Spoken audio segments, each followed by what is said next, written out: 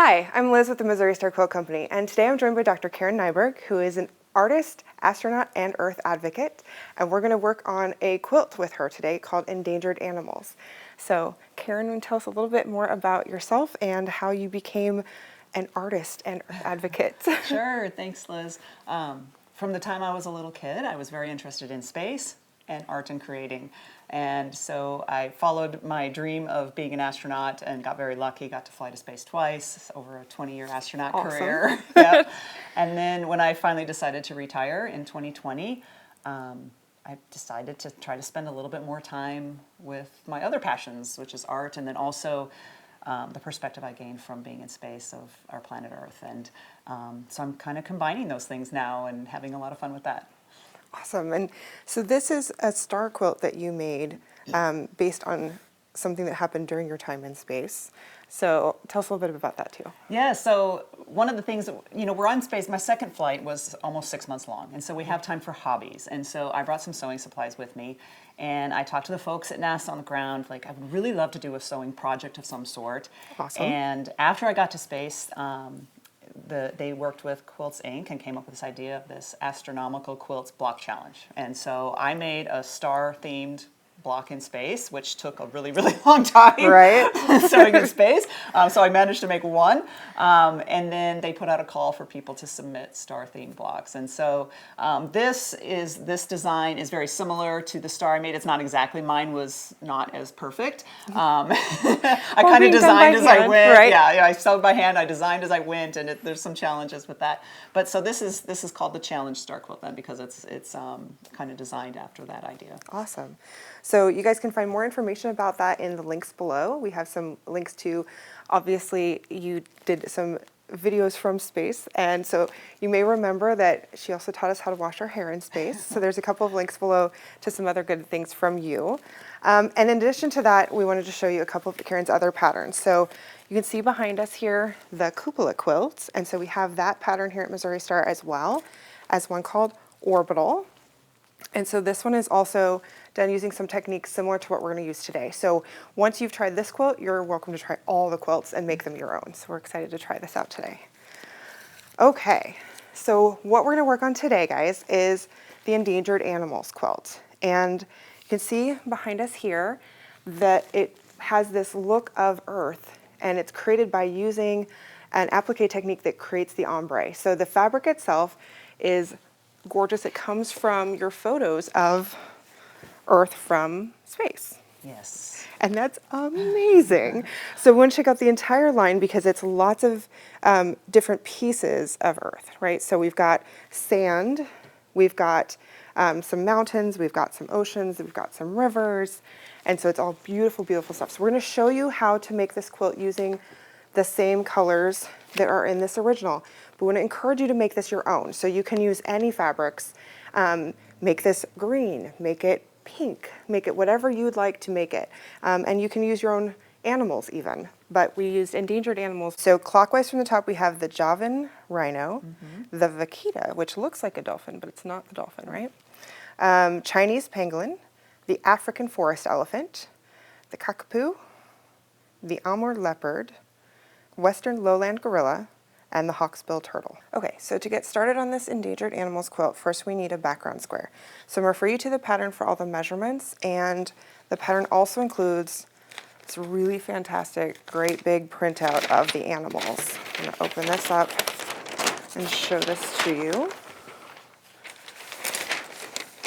So you'll be able to use this printout to cut the animal shapes. So I'm going to leave this to the side, and we're going to start with a background square. So in this case, we used sand, but you could use anything you like. And we're going to start with this square, and we will want to press out any folds. And this is going to be the background for our circles. And the circles are also cut out using a quarter circle template. So the first thing you're going to do for your circles, we're going to start with cutting something a little bit larger than we need, and we're going to adhere some heat and bond light to the back. So it's a fusible that will be the bumpy side down, paper side up. And you can see here, I'll show you in the top camera, that we actually ended up piecing some together. So we didn't have a big square large enough for this big circle. That's okay. You're just going to overlap a little bit so that you have some fusible on the entire piece. Now you may choose to just put fusible around the outside and it'll be a little bit softer in the middle. That's okay, but we went ahead and put fusible on the entire piece. Then what we did was we folded in half, and it was still a square at the time. We folded in half and folded in half, and that let us use a quarter square or quarter circle template to create this kind of perfect circle. So our first circle, this largest circle, we're going to be able to center on our square by folding in the center, and we will take the paper off. And I can do that very easily from the part that was overlapped, which is kind of nice. And I know that that you also use a different material when you did yours. So it's whatever fusible that you prefer, and you're just going to follow your manufacturer's instructions for applying that. So we'll peel all those pieces off. And sometimes on the outside, what I'll want to do is score this with a pin. So I'm going to let future Liz worry about that part. We'll score that edge. There we go. And then it'll peel right off.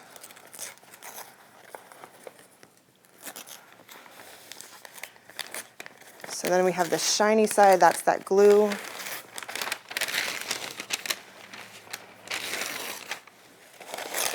It's very satisfying.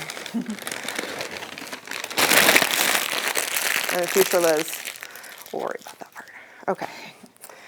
So once you've got that, we're going to use that kind of center point you can still see here. And we'll line it up with the center of our square. And that is how we will align everything. And then, Karen, I'm going to have you pull this a little bit towards you and put this on the mat. And for this, we're just going to be able to set the iron straight down. And you wrinkles. Right, fair. And it will adhere that glue. And it's just about 4 to 5 seconds, and then it moves.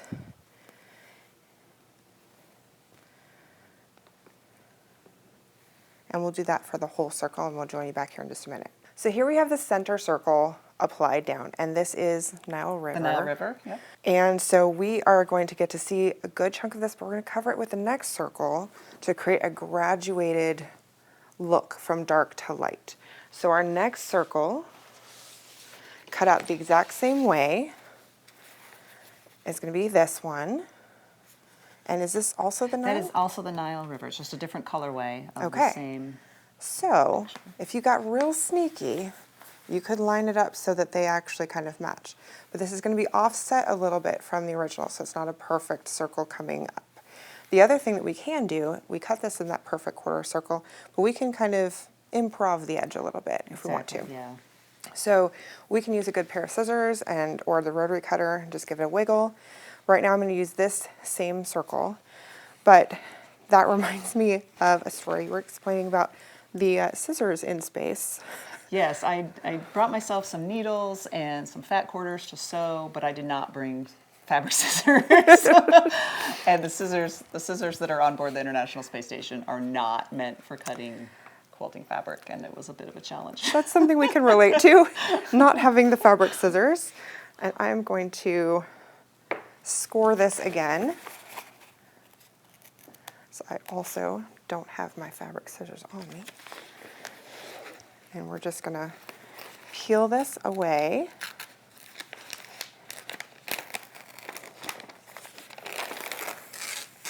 And so what we're doing with these circles is really creating the base for kind of letting the animals create that earth shape. So this can kind of be offset one way or another. And again, you can improv the edges. And so we'll press that down the same way. And then we'll do a third layer. And that's going to be our small piece. And this is a different colorway of the sand. Is that right? It is the same. That is this That's one. the same one. It's the same as the Okay, background, so yeah. see how this is kind of a little bit, there it is. So we're kind of creating this Again, offset a little bit. You can kind of move this wherever you want it, but that's going to be your center lightest space, and everything will come out from there. So we're going to go ahead and press these down. We'll come back when we have our whole background assembled. So our next step is to cut out our animals. So I'm going to refer you over here to the big diagram, and what you can see is that each animal is also labeled with which fabric they're going to use. So you're going to start by taking your fusible and you're going to lay it over and trace the piece that you need. So for piece 1, we're going to use the pool colorway. And so we trace the fusible, and then we put that trace fusible, you can see my tracing lines. We ironed that, pressed it to the wrong side of our material, and then when we cut that out right along our traced lines, we get the turtle. So you can see these are actually reversed from how they're going to turn out, and that's how a lot of applique works. So now that we have that shape and our other 2 shapes, we have the pieces for the turtle. So I'm going to bring turtle over here, and we're going to find our placement. We won't iron him down yet because we want to get all the animals together before we iron them down, but we'll be able to kind of place him in the center. We can decide if he's going to point a little more upwards or point a little more to the side. And as we place all our animals, we'll be able to see the lines that you've created, and we can talk a little bit about how to line them up with the lines of our background to create that real earth feel. So I'm going to do one more shape, and that's going to be the elephant. And this is where you're going to start seeing with the elephant that we have the darkest shapes, and this line creating those darkest shapes around the outside is what gives this planet Earth its real circle shape. So that's why placement moving inwards of these other lines is a little bit less important, and you can kind of do those to your heart's content, but you want to make sure these outer lines are your dark material to create that shape. So as I pull the elephant down,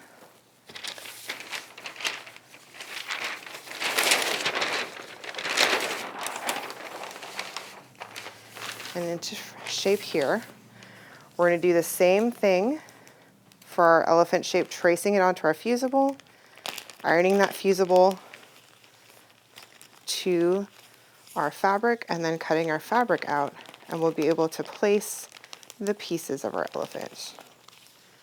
And I want to point out this tiny little piece of his tail. Don't lose that piece. You can see that it got reversed. So don't lose that little piece. He's going to end up over here. And we've got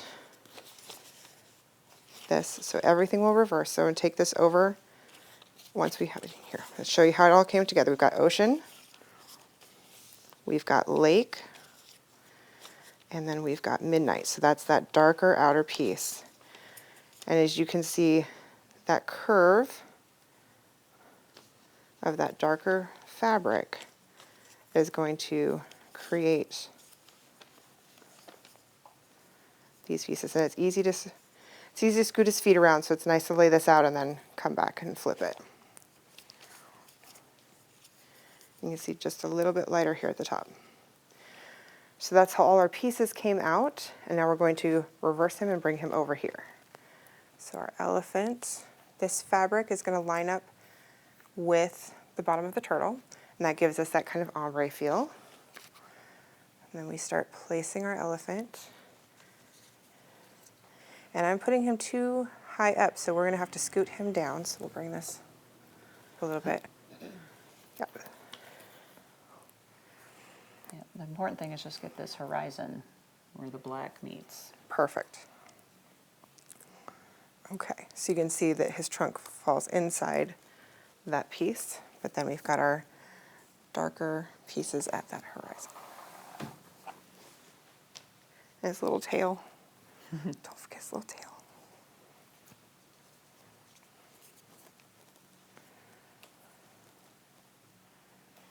Okay. So as we talk about the horizon, this is kind of where I wanted to ask you, how did you decide how to graduate the colors as you were playing with this? So what I really wanted was there to be like a light source. in the center. And then, you know, because when we look at Earth from space, usually it's one side is light and the other is dark, but I wanted it to, for the artistic value, I guess, make it come from the center. And so all the lighter colors are in the center. And when I drew it out, I just basically drew a few circles, and then I picked my blues from the lightest to the darkest, and then the black to be the blackness of space on the outside of the circle. And I tried to make it not perfect, but just to give that feel at least, that there's a light source in the center, and then it gets darker to the horizon. And so too, I know you were telling me that this, and you said it here too, this horizon line is the important one. If we were to start playing with some of these other lines, you could, if you wanted to, make sure that, you know, these circles lined up with these lines. It's not about being perfect though, it's about kind of making it yours. Right. And honestly, I did not, when I did the design, line up this transition with the transitions here exactly. In some places they line up, but that wasn't kind my of by idea. chance. Right. Okay. So something else that we were talking about is that you can actually line up motifs on the fabric to kind of help it also look even more ombre effect. So I've got two of the fabrics here, and I'm going to kind of, again, when you go to apply this down, you have all your animals in the right places. You're just going to press down. So you can do that one layer at a time and make sure these are really nice and close together. They don't overlap. If you start to overlap, you're going to get pieces coming out the sides. You're not going to be happy with it.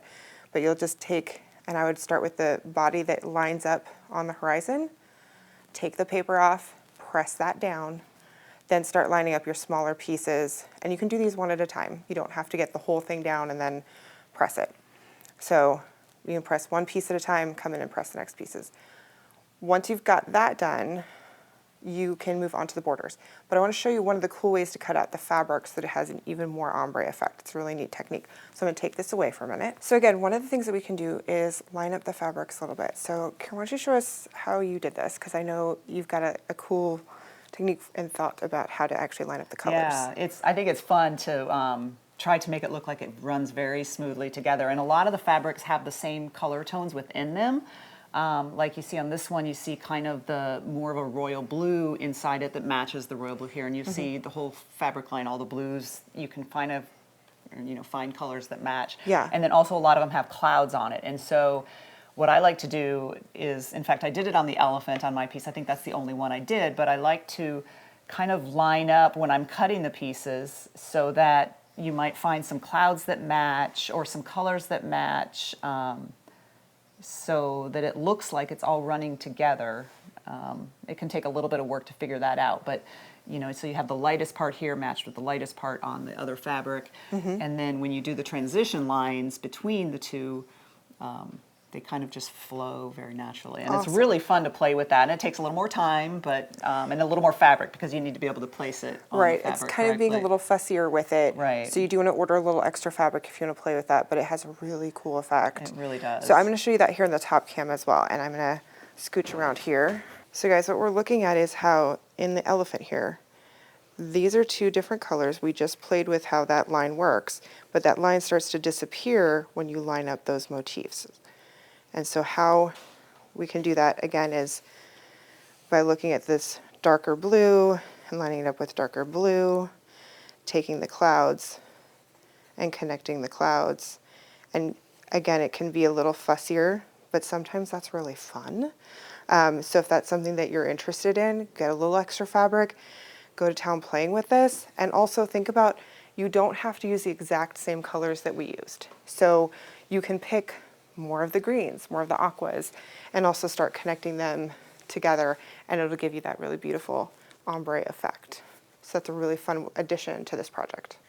So once you've cut out your animals and you've pressed them down, you are actually kind of done. This is a wall quilt and an art quilt, so it's not going to be washed very often. So the quilting that you have done on top is going to do the job of holding it down. If you really want to, you can go ahead and applique each shape down, outline the animal with some applique.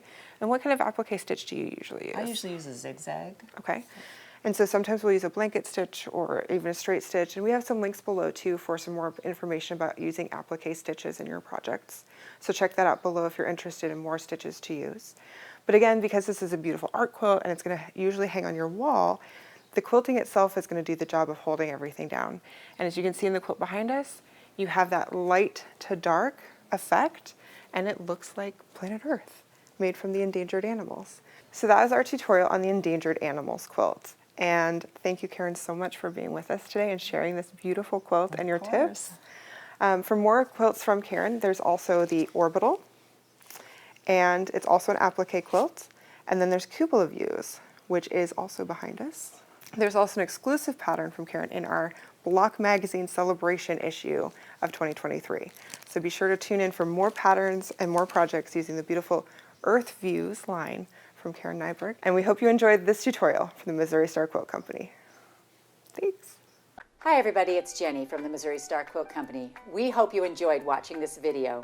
If you aren't already part of the Missouri Star Quilt Company family, be sure to subscribe so you won't miss a thing. And if you click that bell, it'll notify you every time a new tutorial comes out. See you next Friday.